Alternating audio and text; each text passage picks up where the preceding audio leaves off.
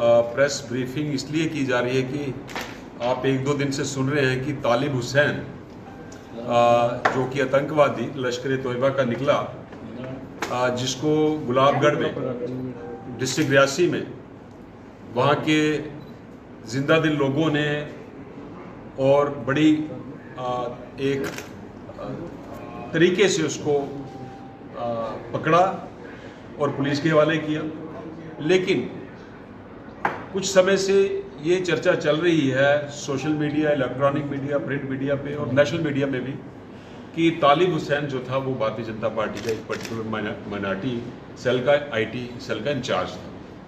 देखिए, आपको हम क्लैरिफाई कर दें कि भारतीय जनता पार्टी की ऑफिशियल रिकॉर्ड में तालिब हुसैन ना तो प्राइमरी मेंबर है, ना बेसिक मेंबर है, but to talk of active member. और ऐसा हुआ कि हमारे प्रदेश अध्यक्ष श्रीमान रविंद्र राणा जी, जो यूटी के अध्यक्ष हैं भारतीय जनता पार्टी, इनको वो एज ए जर्नलिस्ट एक दो बार इंटरव्यू करने आए और उस सिलसिले में उनकी फ्रीक्वेंसी बढ़ती गई। लेकिन बाद में पता चला, जैसे उनकी अरेस्ट हुई है, वो लश्कर तोयबा से उनके ताल्लुकात निकले हैं, AK-47 उनसे रिकवर हुई हैं, कई ब्लास्ट में उनका नाम भी आया है, कि उनका बेसिक इंटेंशन ऑब्जेक्ट ये था कि वो भारतीय जनता पार्टी की ऑफिस की रेकी करें और भारतीय जनता पार्टी के जो नेतागण हैं उनकी मूवमेंट जो है आगे मिलिटेंट ऑर्गेनाइजेशंस और यहाँ तक कि पाकिस्तान से भी शेयर करें।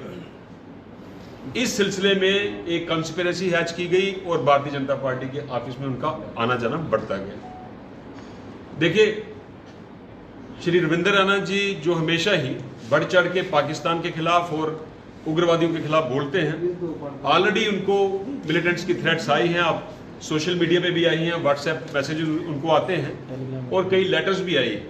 ये उसी कड़ी में एक कॉन्स्पिरेसी थी कि किस तरह से भारतीय जनता पार्टी के ऑफिस में घुस के हमारे प्रदेश अध्यक्ष जो आज यूटी है उनकी मूवमेंट को वॉच किया जाए और आगे मिलिटेंट ऑर्गेनाइजेशन से शेयर किया जाए। यहाँ तक बात रही आईटी सेल का पर्टिकुलर इंचार्ज बनाने की, मैं आपको फिर दोहरा दूं कि भारतीय जनता पार्टी की ऑफिशियल रिकॉर्ड में उनका ऐसा कोई लेना देना नहीं है। उनको किसी ने आईटी सेल का इंचार्ज नहीं बनाया।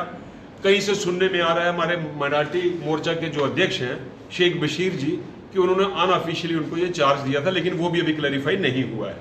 इस पे छानबीन चल रही है कि किस कैपेसिटी में वो क्लेम करते थे आईटी सेल के पर्टिकुलर विंग के इंचार्ज थे वो। तो मैं ये दोबारा आपसे क्लियर कर दूं, जो एक मिथ, एक ग्रे एरिया प्रिवेल कर रहा है कि तालिब हुसैन भारतीय जनता पार्टी का एक कार्यकर्ता था, इसमें कोई सच्चाई नहीं है। मैंने आपको बता दिया, वो एक मिलिटेंट ऑर्गेनाइजेशन से उसकी एसोसिएशन थी। उस मिलिटेंट ऑर्गेनाइजेशन की कॉन्स्पिरेसी के मुताबिक भारतीय जनता पार्टी के ऑफिस में उसकी एज ए जर्नलिस्ट एंट्री हुई और एंट्री की फ्रीक्वेंसी वो बढ़ती गई। इस सिलसिला में कई हमारे बड़े नेताओं के साथ उसके फोटोग्राफ भी आए, जिसका ये कतई मतलब नहीं है कि वो भारतीय जनता पार्टी के साथ उनका कुछ लेना देना है। तो मैं एक बात और वाज़ेह कर दूं, चूंकि ये एक अलार्मिंग सिचुएशन है कि भारतीय जनता पार्टी के कार्यालय में एक मिलिटेंट घुसा एक जर्नलिस्ट की हैसियत से। तो मैं आज आपके माध्यम से यूटी एडमिनिस्ट्रेशन और पर्टिकुलरली एलजी साहब मनोज सिन्हा जी को रिक्वेस्ट करता हूं कि हमारे भारतीय जनता पार्टी के जो यूटी के अध्यक्ष हैं और हमारे बाकी नेताओं की सिक्योरिटी जो है वो बढ़ाई जाए। देखिए, मैंने आपको शुरू में बोल दिया कि भारतीय जनता पार्टी की ऑफिशियल रिकॉर्ड में ऐसी कोई अपॉइंटमेंट नहीं है। किसी ने अपने लेवल पे उसको किसी मीडिया आईटी सेल का इंचार्ज बनाया हो तो उसकी तहकीकात, उसकी इन्वेस्टिगेशन, उनकी इंक्वायरी भारतीय जनता पार्टी किया कि सुनने में एक बशीर साहब ने उनको अपॉइंट किया। लेकिन भारतीय जनता पार्टी की जो टीम है, हमारे प्रदेश अध्यक्ष हैं, जो प्रदेश के यूटी के आईटी के इंचार्ज हैं, उनसे ऐसी कोई कंसल्टेशन नहीं हुई। बड़े नेताओं के साथ उनके फोटो वायरल हुए हैं। कल को किसी और का फोटो मेरे साथ वायरल हो जाएगा, जर्नलिस्ट जा सकते हैं? क्यों नहीं जा सकते? जर्नलिस्ट तो आया इंटरव्यू करने, एक बार नहीं, दो बार नहीं, तीन बार नहीं। सुनिए ना बात, सुनिए।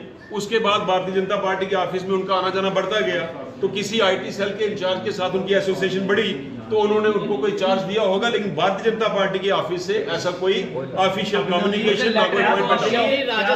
देखने में कहीं नहीं आया है।